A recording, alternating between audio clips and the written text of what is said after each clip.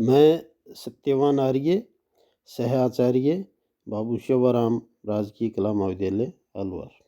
प्रिय विद्यार्थियों, हम भक्ति काल के प्रेम मार्गी शाखा के प्रतिनिधि कवि जायसी, जो प्रेम की पीर के कवि भी माने जाते हैं, उनकी कविता को पढ़ रहे थे, नागमती संदेश खंड। अब अगले पद की व्याख्या को हम पढ़ेंगे और समझेंगे। आशा आप ध्यान से सुनेंगे।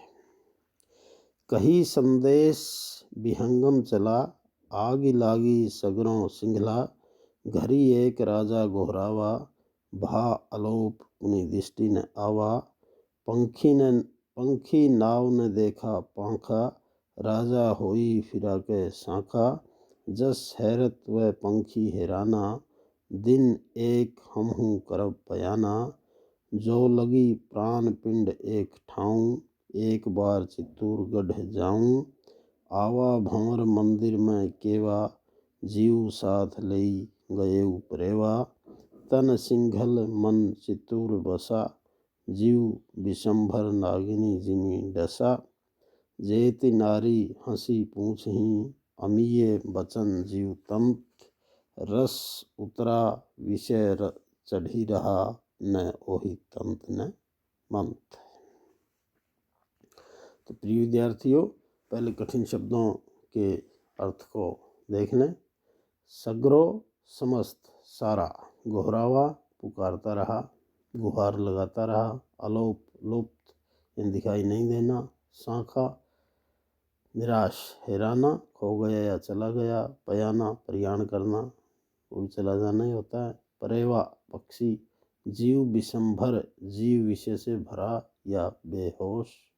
अमीय अमृत। तंत्र मंत्र, तंत्र या मंत्र। तो अब तक हमने पढ़ा कि जो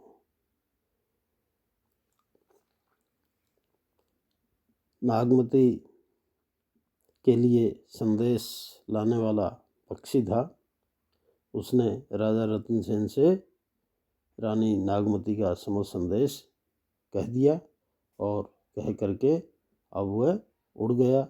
और उस पक्षी के जाने के बाद राजा और सिंगल द्वीप पर उसकी क्या प्रतिक्रिया होती है, उसी का वर्णन जायसी ने इस पद में किया है। आप व्याख्या को ध्यान से सुने और समझें। कही संदेश विहंगम चला, आगी लागी सगरों सिंघला। घरी एक राजा गोहरावा, भा अलोप पुनि दृष्टि ने आवा। वह जो पक्षी था, राजा रतन सेन से नागमती का संदेश कह करके चला गया। उसके विरह संदेश से मानो सारे सिंगल द्वीप में आग सी लग गई, यानी सारा सिंगल द्वीप उस संदेश के कारण व्याकुल हो उठा, क्योंकि अब रतन सेन के वहाँ से चले जाने की आशंका होने लगी। राजा ने घड़ी भर तक चिल्ला कर उस पक्षी को पुकारा, परंतु वह अलोप हो गया और फिर दिखाई नहीं पड़ा। पंखी नावे ने देखा पांखा, राजा रोई फिरा के साखा। जस हेरत व पंखी हैराना, दिन एक हमहू करब बयाना। राजा को उस पक्षी का नामो निशान तक नहीं दिखाई पड़ा और न उसका पंखी। राजा मन में अनेक प्रकार की चिंताएं करता हुआ लौट पड़ा। उसने सोचा कि जिस प्रकार वह पक्षी देखते देखते ही गायब हो गया, दृष्टि से ओझल हो गया, उसी प्रकार एक दिन हमें भी यहाँ से प्रस्थान करना पड़ेगा, यानी इस संसार से जाना पड़ेगा। जो लागी प्राण पिंड एक ठाऊं, एक बार चित्तूरगढ़ जाऊं। आवा भंवर मंदिर में केवा, जीव साथ ले गयु परेवा। इसलिए जब तक ये प्राण और शरीर एक स्थान पर हैं, अर्थात जब तक मैं जीवित हूँ, तब तक एक बार चित्तौड़गढ़ अवश्य हो आऊँ। आवा भंवर मंदिर में केवा, जीव साथ ले गए परेवा, तन सिंघल मन चित्तूर बसा, जीव विशंबर नागिनी जिमी डसा। तो राजा ये सोचता हुआ राजमहल में नागमती के पास उसी प्रकार लौट आया जिस प्रकार भ्रमर कमल के आकर्षण से खींचा हुआ उसके पास आ जाता है। वह पक्षी राजा के प्राणों को अपने साथ ही ले गया था। राजा का शरीर तो सिंगल में था, परंतु उसका मन चित्तौड़ में बसा हुआ था, अर्थात वह वहीं के विषय में सोच रहा था। सोचते सोचते वह व्याकुल हो तड़पने लगा, मानो उसे किसी सर्पणी ने डस लिया। जेति नारी हंसी पूछी, अमीय बचन जीव तंत, रस उतरा विष चढ़ी रहा, ना ओही तंत ने मंत। और राजमहल में जितनी नारियां थी वे सब हंस हंस कर अमृत के समान मीठी वाणी में उससे उसके मन की बातें पूछने लगी, अर्थात ये पूछने लगी कि तुम्हें क्या हो गया है।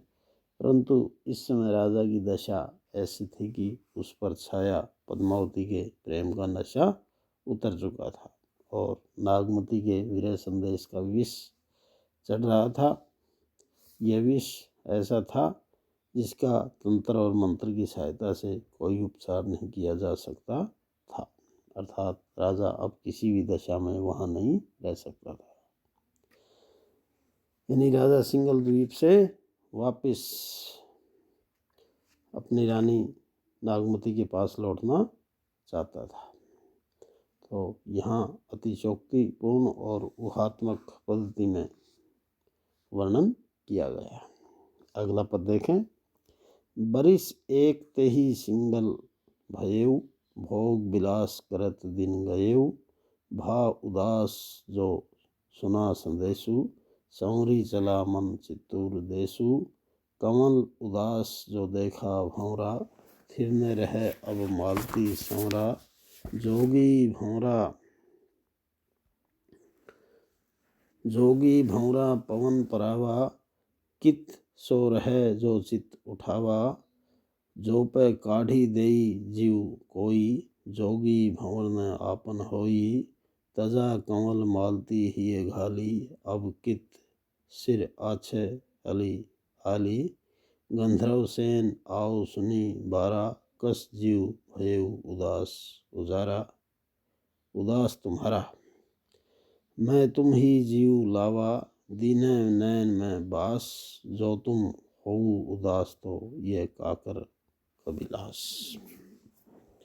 तो विद्यार्थियों, पहले कठिन शब्दों की व्याख्या देख लें, उसके बाद व्याख्या को समझेंगे। भा हुआ, संवरी समर्ण याद आना, कमल कमल या रानी पद्मावती के लिए भी, संवरा समर्ण किया, परावा पराए, घाली रखा या डाला, अली भौरा, आली सखी, थिर स्थिर, कबिलास सुख विलास या आनंद है।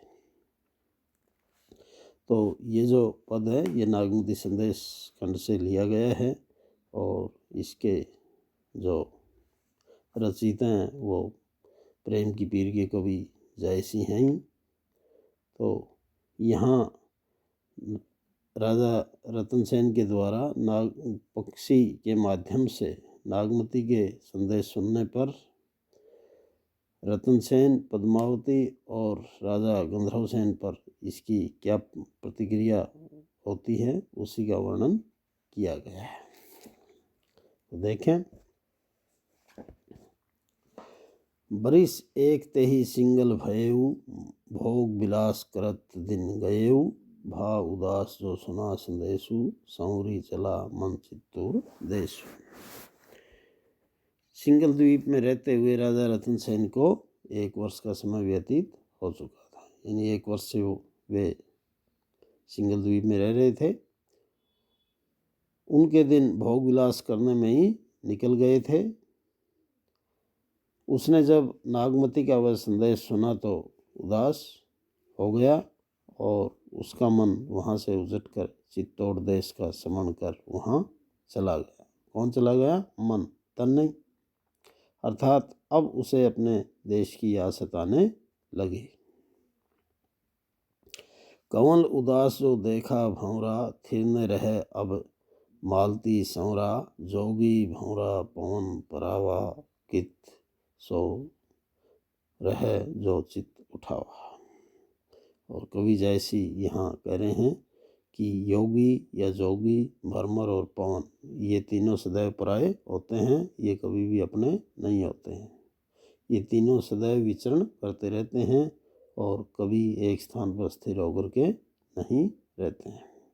और राजा रतन सेन भी क्योंकि योगी बने हुए थे, इसलिए उनका भी एक स्थान पर रहना इस नियम के अनुसार उनको भी अब मतलब ये छोड़ करके जाना था। तो देखें, भरमर को मालती की याद सता रही थी, इसलिए अब वह स्थिर होकर नहीं रह सकता था।